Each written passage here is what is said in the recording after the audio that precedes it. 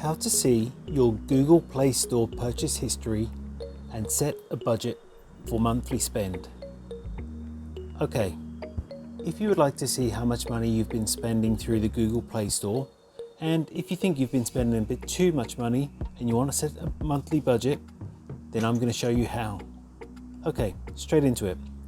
First, let's go to the Play Store app. Next, you need to click on your profile picture, which is in the top right hand corner of the screen.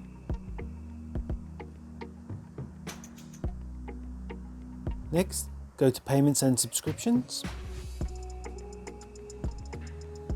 Then next, click on Budget and History.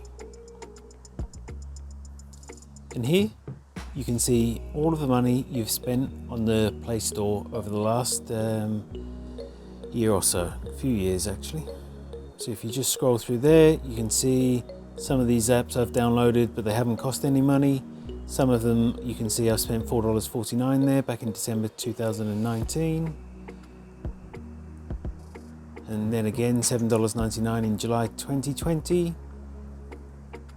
So you can actually go through and see how much money you've been spending on the Google Play app.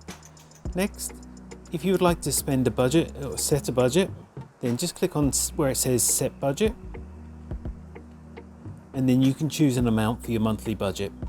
Now, as it says here, it won't stop any purchases, but they will let you know when you get close to that amount.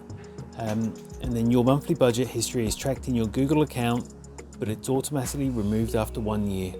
So if I only wanted to spend a maximum of $20 a month, I would just set $20 there, click save, and then when I get close to spending that much money in the month of April, then they're going to give me a warning. And that's all it takes to see your Google Play Store purchase history and set a monthly budget. If you found this video helpful, I'd love it if you liked the video, subscribe to the channel, and let me know in the comments if this worked for you. Thanks for watching.